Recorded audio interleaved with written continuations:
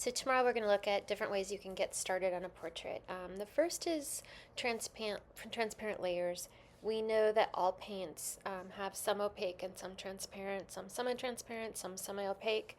Um, what you're seeing here, was all done with transparent colors. And what that allows you to do is you can start doing kind of layers of light and dark. Um, and kind of play with light and shadow a little bit more. You can see how that's developing a little bit. And what happens is you have like these lovely layers of kind of, there's still light within them, like versus if you use completely opaque or completely, colors that doesn't let any light or anything through, it can end up feeling really flat for skin, for flesh. But if you instead layer transparent and semi-transparent colors, what happens is you start building out this kind of sense that the flesh is actually has light and layers of skin and is not just some flat, not human surface. So this first one was done by just layering all different sorts of transparent colors and kind of focusing on where the light and dark is rather than where the color is. That's how that one, boy, it didn't turn out great, but you get the gist with the with the transparency. Another way is color blocking, where you kind of break the figure into just a few shapes. You just kind of break it into shapes and planes. So that I just did one hair, basically one color.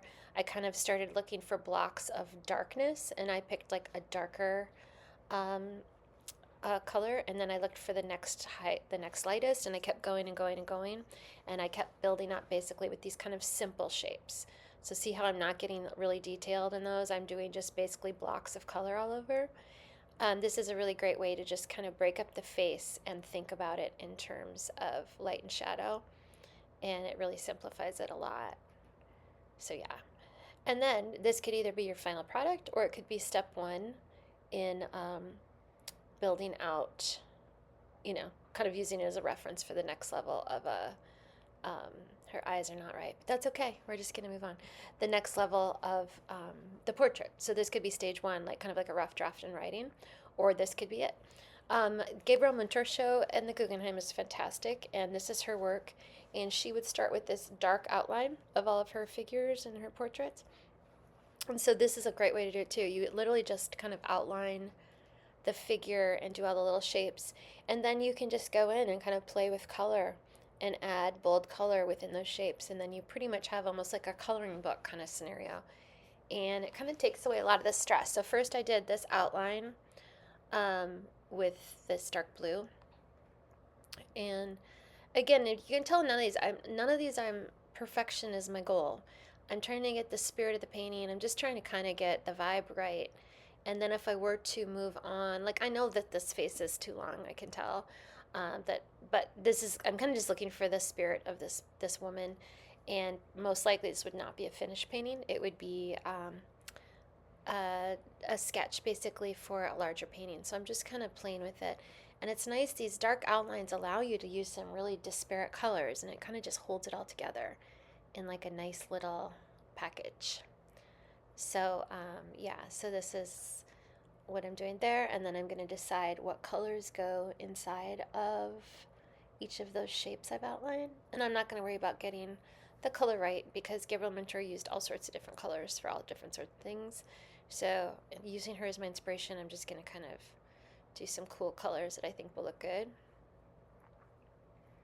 And yeah, and I mean with all, and we will also talk in class about proportions, which most of you have done before, understanding the ratio and the proportions, but I will walk through that again. And just knowing what a quote unquote, symmetrical face looks like, and what are the proportionate face, where everything lands in relation to the other features. And which is always a great thing to know, but you don't have to always be completely religious to that. I'm always way more interested in the vibe of the person when I'm doing a portrait than a perfect representation of them. But I think this will be a great exercise to really get you started on your next portrait. So yeah, bring in an image of someone you want to paint, if you want to do that. I will also have a bunch of printouts of, famous people from history and actors and stuff like that, if you would like to use an image like the one I used here. And we are going to try all three approaches. We're going to try the Gabriele Munter, we're going to try the color blocking, and we're going to try the transparency layering. And then you'll pick one, and we will work on a longer term canvas painting using that as our starting. So I think this will be really helpful. I know some of you have works in progress. It is always fine if you just keep doing that and you don't work on this. But I do think it's something fun for you to try at some point to kind of figure out, because the more approaches to any of these forms, art forms, the better.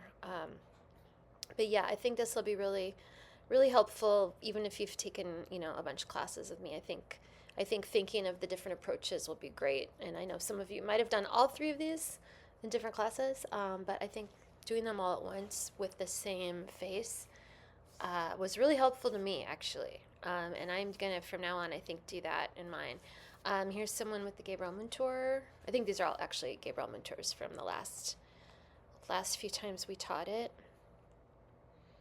And you can tell how it really lets you be free with the color, because you have the unity of the lines. You're allowed to be a little more wild with your colors, so that works well for anyone who has like visions of being a little more free with your palette when it comes to skin tone. So, all right, great. See you tomorrow. Bye.